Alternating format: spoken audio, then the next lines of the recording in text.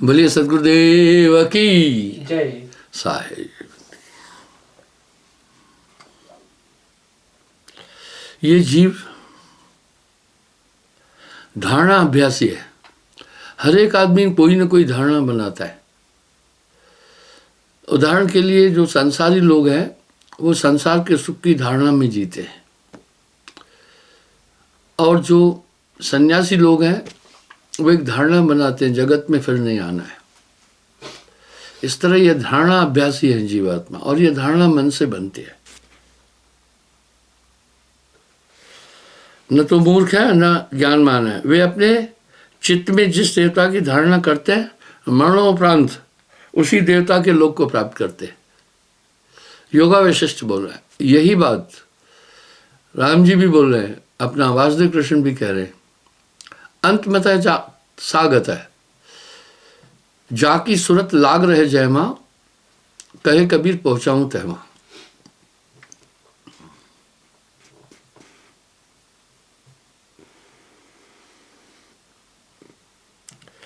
धारणा अभ्यासी सुसुप्ति के समान ही शरीर को त्याग करता है तथा अपने इष्ट देव के लोक में जाकर अनेक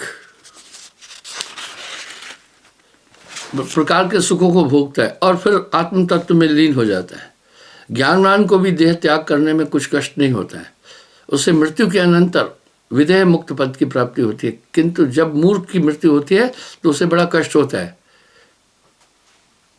मूर्ख कौन कहलाता है, उसके कैसे आचरण होते हैं? प्रश्न अच्छे है।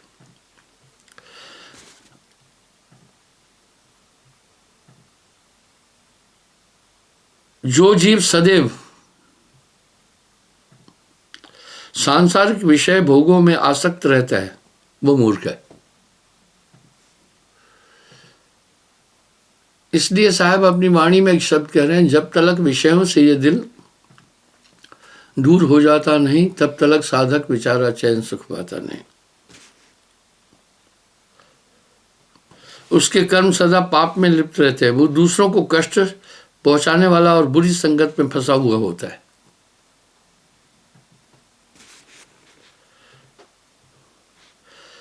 वो धर्म और शास्त्रानुसार आचरण नहीं करता है। धर्मिष्ठ कौन है?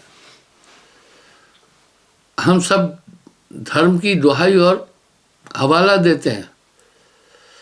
किसी एक धर्म में जो माता पिता से युक्त है, जन्म लेना ही धर्मिष्ठ होना नहीं होता है। जो धर्म के सिद्धांतों को का अनुकरण करता है वो धर्मिष्ठ है। और ये पतन आज हर एक मनुष्य में हुआ है। कोई भी धर्म के नियम आदि का पालन नहीं कर रहा है।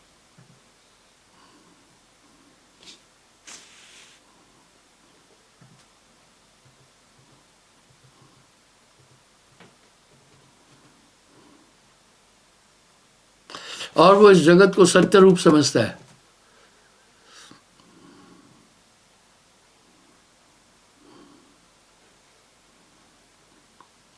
और सदा ईर्ष्या, द्वेष और राग और मोहाधिक जंजालों में ग्रसित रहता है। आप थोड़ा सा विचार करें। साहब कह रहे हैं भली बुरी सबकी सुन लीजिए, कर गुजरान गरीबी में। आपको किसी ने एक शब्द बोला, वो बोल के चला गया, वो उसकी धारणा थी। आपने उसको क्यों धारण किया? आपका चित्त उसको पुनरावृत्ति कर रहा है कि उसने ऐसा बोला, इससे आपको राग उत्पन्न हो रहा है, आप में उसके प्रति हिंसा उत्पन्न हो रही है। यहां साहब का एक शब्द कितना सटीक है, तेरा बैरी कोई नहीं, तेरा बैरी मन।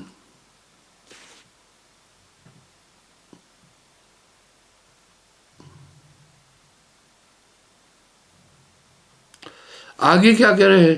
काम का तो वो कीड़ा होता है, उसकी आसक्ति परमात्म रूप में न होकर हाड़ चाम रुद्राक्ष से परिपूर्ण माया रूपणी स्त्री में अत्याधिक होते हैं। वह परिस्थिति से भोग करने के लिए हमेशा ललाचित रहता है। कहाँ तक कहा जाए, मूर्ख सारे अवगुणों की खान होता है, उसे शांति कभी नहीं मिलती, सदा चिंता युक्त रहता है। ऐसे व्यक्ति की देह त्याग करने के समय बड़ी कठिनाई होती है, क्योंकि जब प्राण नाड़ियों से निकलते हैं वो नहीं छोड़ना चाहता है शरीर। जैसे किसी को जबरदस्ती किसी घर से धक्का देकर बाहर निकालो तो पीड़ित होता है, इस तरह उसने शरीर को ही सुखों का एक स्थान मान लिया, भोगों को और इंद्रियों के आनंद को ही यथार्थ मान लिया है। इसलिए ऐसे मूर्खों को प्राण त्यागने के समय बहुत पीड़ा होती है।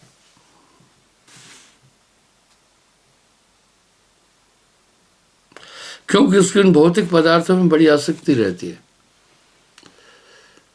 यहां साहब का ये शब्द कितना सटीक है, जब तलक विषयों से ये दिल दूर हो जाता नहीं, तब तलक साधक बेचारा चैन सुख पाता नहीं। कर नहीं सकता है जो एकाग्र अपनी वृत्तियां, उसको सपने में भी परमात्म नजर आता नहीं।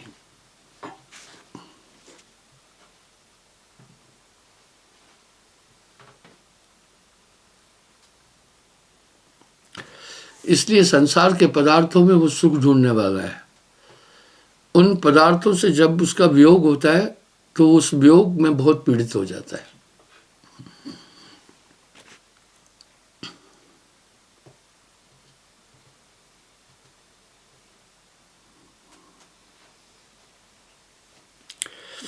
उसका कंठ अवरुद्ध हो जाता है, यानी बोल नहीं पाता है। फिर आंख फटी की फटी रह जाती है और शरीर इस प्रकार कुम्हला जाता है जिस प्रकार के डाली से टूटा हुआ फूल कुछ देर बाद कुम्हला जाता है। उस समय उसे अपने किए हुए पापों की स्मृति आती है, जिससे वह बड़ा भयभीत होता है।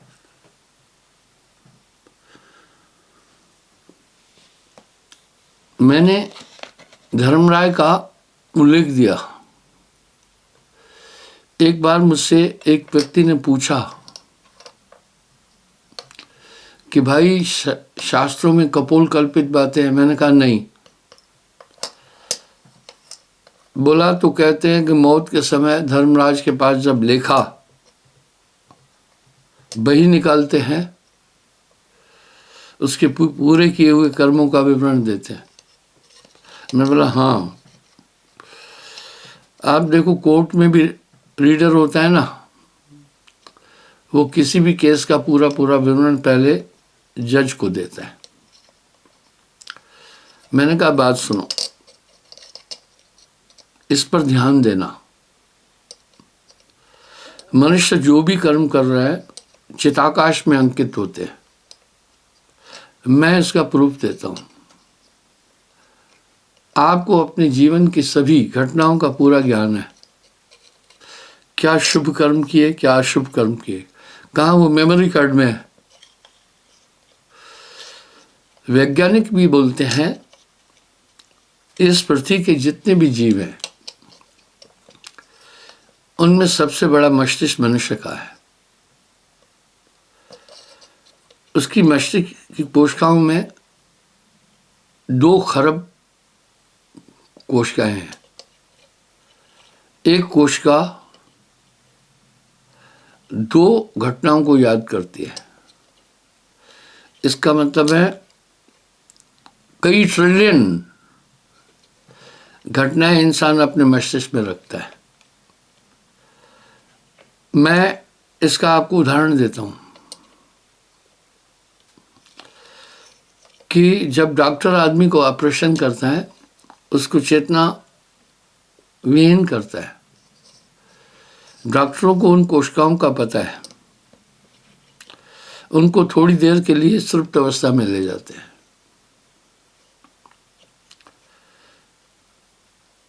इसलिए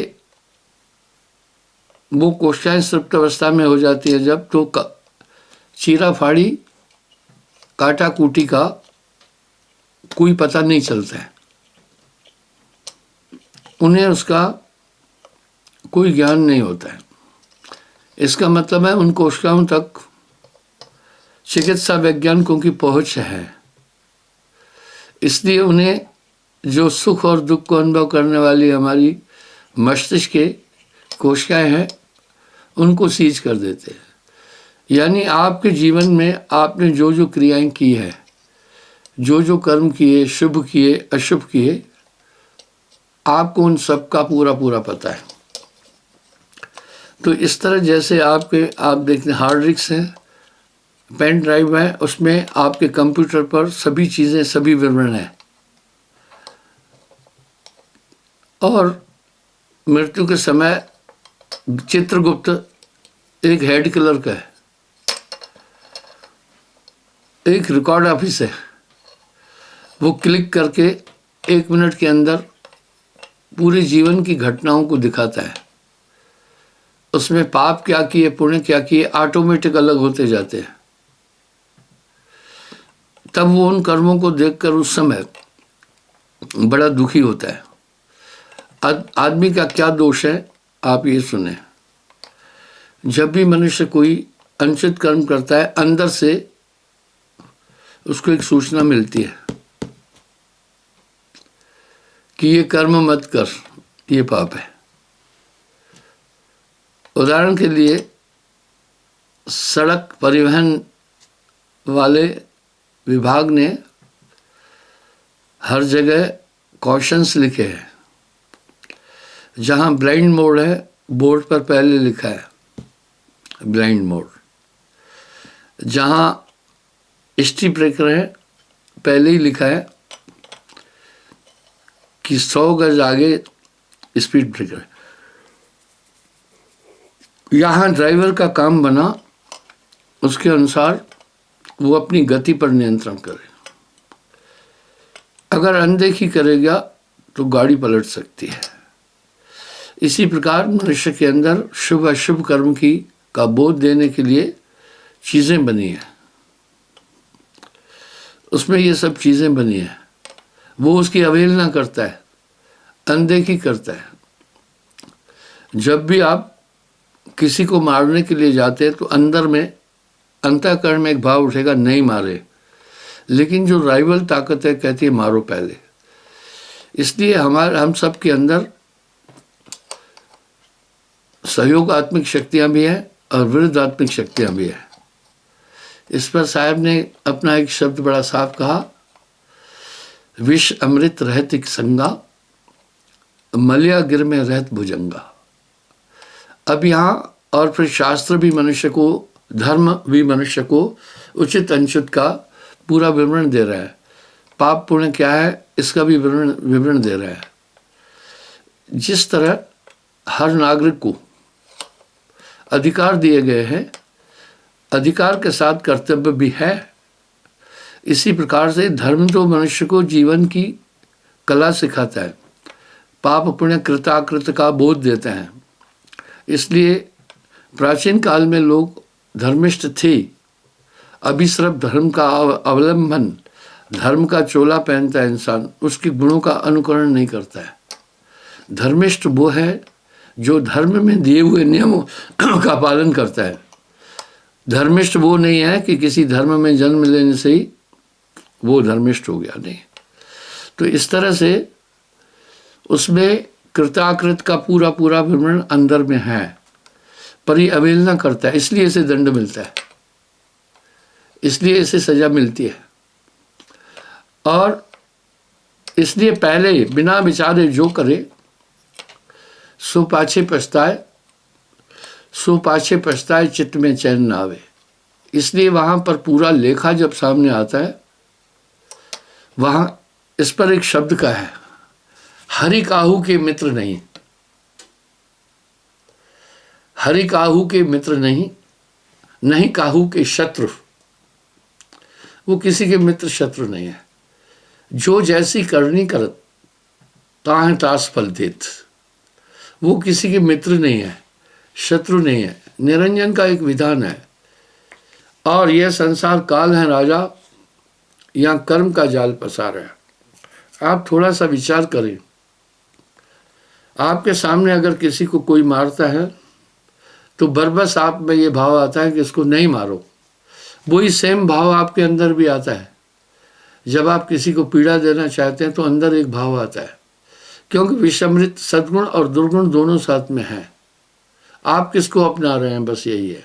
आप देखते हैं कुछ लोग विचारवान है, वो अपनी क्रियाओं से किसी को कष्ट नहीं देना चाहते हैं।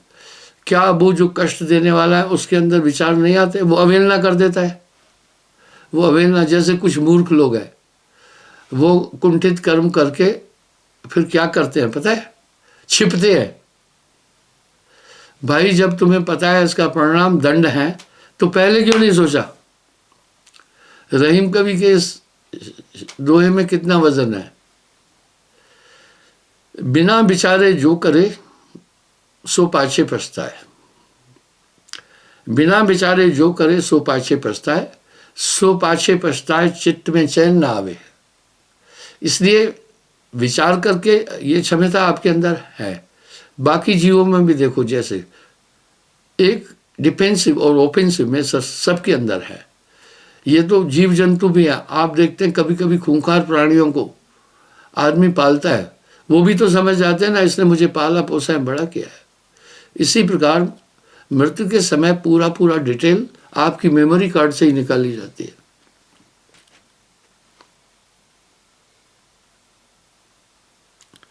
जिससे वो बड़ा भयभीत होता है, उसके शरीर के जोड़ टूटने लगते हैं, नाड़ियों से प्राण निकलते हैं। उस समय उसको अपनी प्यारी चीज़ों से अलग होना बड़ा बुरा मालूम होता है। इसको कहते हैं आसक्ति। इसीलिए तो सन्यासी पहले ही क्या करता है, जगत के पदार्थों से वैराग्य ले लेता है। वो न तो इंद्रियों का सुख भोगता है, न विषय भोगों की तरफ जाता है, और अपना कंसंट्रेशन उसी एक ब्रह्म में नियत करता है। अंत मतः सागत है, वहीं जाकर पहुंच जाता है। साहब ने भी कह दिया है, जाकी सूरत लाग रह जयमा, जाकी सूरत लाग रह जयमा, कहे कबीर पहुंचाऊं तहां। जिसकी सूरत जिसमें लगी हुई है वो अवश्य वहीं पहुंचेगा। उस समय उसको अपनी प्यारी चीजों से अलग होना बड़ा बुरा लगता है। खोलते हुए तेल की कड़ाह में गिरने से जिस प्रकार से कष्ट होता है, उसी प्रकार का कष्ट मूर्ख को मृत्यु के समय होता है।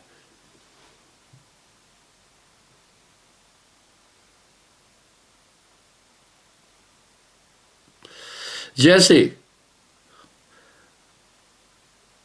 कष्ट ऊपर से नीचे गिरने में, दो विशाल चट्टानों के बीच में दबने से, अंधकूप में गिरने से, कोलू में पड़ने और लोहे की सांकल से बंधे जाने पर होता है, वैसा ही कष्ट मूर्ख को मृत्यु के समय प्रतीत होता है।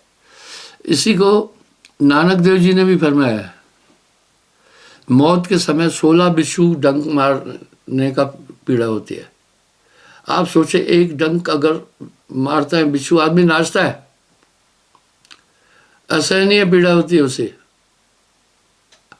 और वो नाचने लगता है। मैं ये बात आई तो आपको थोड़ा चेतना देना चाहता हूँ। जब भी बरैया बिच्छू लड़ जाए, उस समय आप उस जगह पर ताजे गोबर से मालिश करें, फिर दूसरा उठाएं मलते जाएं, फिर दूसरा उठाएं मलते जाएं, फिर दूसरा उठाएं मलते जाएं। इस तरह 5 मिनट सिर्फ मलना और उसका विष खत्म हो जाएगा। इसलिए जो झाड़ने वाले हैं, उस झाड़ने के मंत्र में भी गोबर का उल्लेख है, पर लोग सिर्फ मंत्र पढ़ते हैं, मंत्र क्या कर रहा है वो नहीं कर रहे हैं। इसी तरह ये कष्ट होता है उस समय, ये असहनीय कष्ट होता है मृत्यु के समय।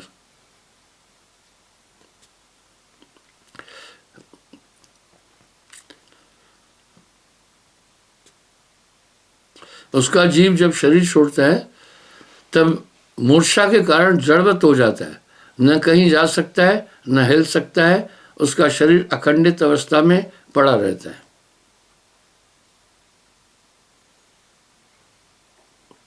अब सवाल आ रहे हैं यहाँ, जब शरीर अखंडित अवस्था में पड़ा रहता है तो दर्द कौन अनुभव करता है?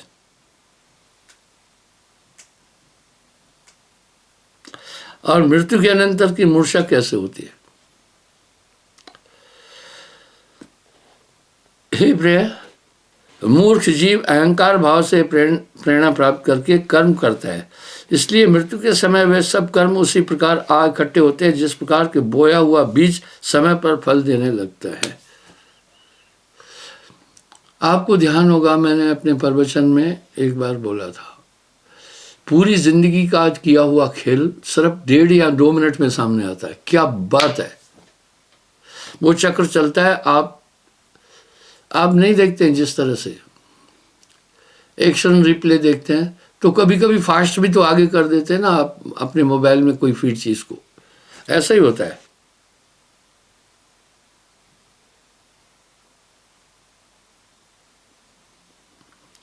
जब उसकी देह छूटने लगती है तब सांसारिक पदार्थों में मोह होने के कारण उसे बड़ा कष्ट होता है, वह उन्हें त्यागना नहीं चाहता।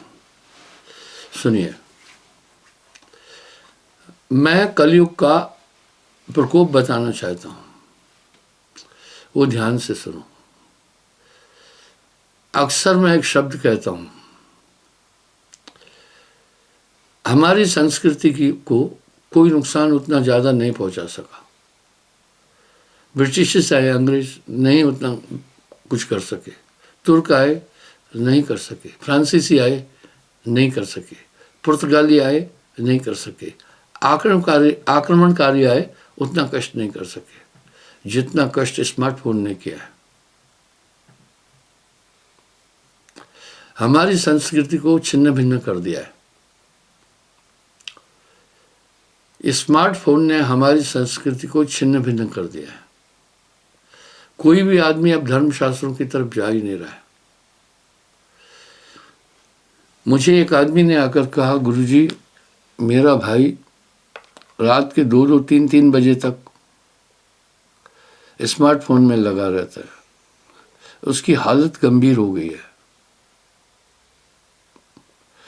आप कभी भी नेट पर जाकर देखना, टाइटल इतने होते जो होंगे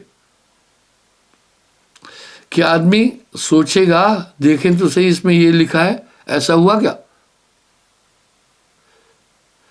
बात यूं होती है, वो सब्सक्राइबर करना चाहते हैं, अपनी व्यूअर्टी बढ़ाते हैं ताकि उनको पैसा गूगल से मिलता है।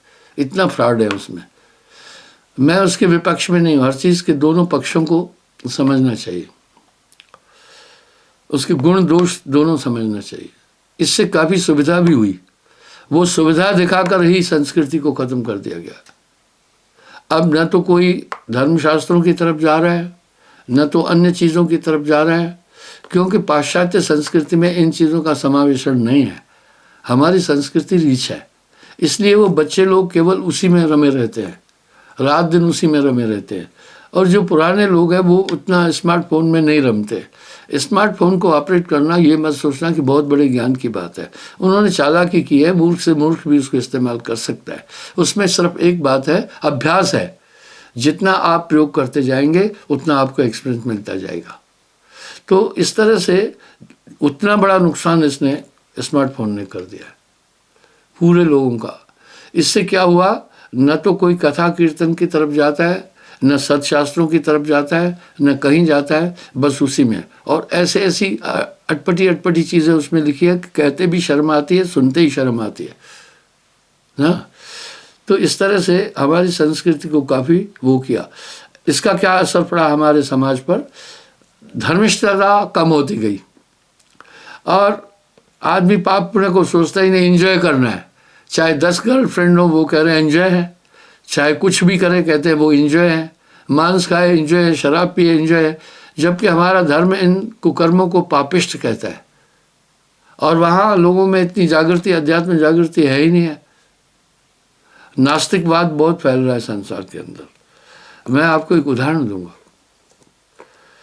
ब्रिटेन में कभी कभी जब जाता हूँ, अगर कहीं बाहर सत्संग देना है विदेशों में, तो बहुत पैसा लगता है, बहुत पैसा लगता है। लॉस एंजलिस की बात बता रहा हूँ, वहाँ मेरा एक प्रोग्राम था, तो एक टेरेस बुक किया था। उसमें 100-200 आदमी का इंतजाम करना था, भोजन छाजन सब। 5 लाख रुपए लगा था। तो मैंने दिल में सोचा, ब्रिटेन में हम आश्रम बनाए। तो यहाँ जैसे गांव में ज़मीन सस्ती है, शहर में महंगी है, वहाँ उल्टा है। वहाँ शहर में ज़मीन सस्ती है, गांव में महंगी है। मैंने इसका कारण पूछा तो कहा गुरुजी, गांव का क्लाइमेट टॉप होता है और शहर में फैक्ट्रियां वगैरह होता है, इसलिए भीड़ भाड़ होती है। जो सजग लोग हैं वो गांव में रहना पसंद करते हैं, जो लेबर टाइप लोग हैं वो शहर में रहना पसंद करते हैं। शहर में प्रदूषण गाड़ियों और कारखानों के कारण से अधिक होता है।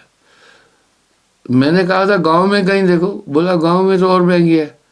फिर मैंने पूछा विकल्प क्या है, बोला गुरुजी चर्च खरीदो। हाँ, मैं बोला चर्च एक धर्म स्थान है, आपको रियलिटी बता रहा हूँ। मैं बोला क्यों, बोला आजकल लोग चर्च में नहीं जा रहे और चर्चों की व्यवस्था के लिए पैसा काफ़ी खर्चा होता है, वो पूरा नहीं हो पा रहा है। इस कारण से वो चर्च थोड़ा सस्ते बिकते हैं, तो बाकी कुछ लोग चर्च को खरीदना नहीं चाहते हैं, सोचते हैं धर्म स्थान है, ये सस्ता मिल जाता है। आप सोचे, यानी धर्म विमुखता पूरी विश्व में फैल गई है। धर्म तो इंसान को जीवन की कला बताता है, उचित अनुचित का बोध देता है, उसके बाद फिर परमात्म तत्व की प्राप्ति के लिए प्रेरित करता है। जब इस तरह से विखंडित होता जा रहा है मामला, तो आदमी नास्तिक टाइप होता जा रहा है। जब आदमी नास्तिक हो जाता है, विनाश काले विपरीत बुद्धि, तो उसकी बुद्धि कुंठित हो जाती है, वो पाप पुण्य के लिए समझता ही नहीं है। हमारी बेसिक शिक्षा पहले गुरुकुलों में होती थी, जिसमें पाप पुण्य और जीवन पद्धति का पूरा पूरा ज्ञान दिया जाता था, क्या करना। आजकल ऐसा है बस अंग्रेजी स्कूल होना चाहिए, हम दीवाने हो जाते हैं कि अंग्रेजी स्कूल है। तो इस तरह से हमारी बेसिक एजुकेशन जो थी धर्म के पाप पुण्य इसके विषय में, वो दूषित होती गई, वो कुंठित होती गई। ये प्रॉब्लम आ गई, इसलिए अब आदमी पाप पुण्य सोच ही नहीं रहा है। आप सोचे 4 साल की बालिका से आदमी बलात्कार कर रहा है, ये कितना जघन्य पाप है। वो बालिका तो प्रेम और उसमें पलने वाली है। इस तरह से पाप बढ़ता गया क्योंकि आदमी धर्म विमुख हो गया। मैं अक्सर कहता हूँ किसी भी तरह की उपासना करने वाला आदमी बाकी आदमी से अच्छा होगा, तो ये चीज़ हो गई, इसलिए वो पाप बढ़ गया, छल बढ़ गई, कपट बढ़ गया, धोखा बढ़ गया। यही तो कह रहे हैं। किंतु आत्मा में तो कोई विकार नहीं है। अब कोई आत्मा परमात्मा की बात को पुरानी बातें बोल रहे हैं, हालांकि आत्मा तो अपने रूप में स्थित है, उसमें कुछ न प्रविष्ट किया जा सकता है न निकाला जा सकता है, ज्यों की त्यों कर जाना। आज के प्रवचन का यही सार था कि हम ये सोचें कृत क्या है, अकृत क्या है, जीवन का मूल लक्ष्य क्या है। इस देह का कर्तव्य केवल खान है या पान है, यही समझ है मूर्खता, यही महाज्ञान है। कल पुनः मैं हाजिर हो जाऊंगा साहिब बन के।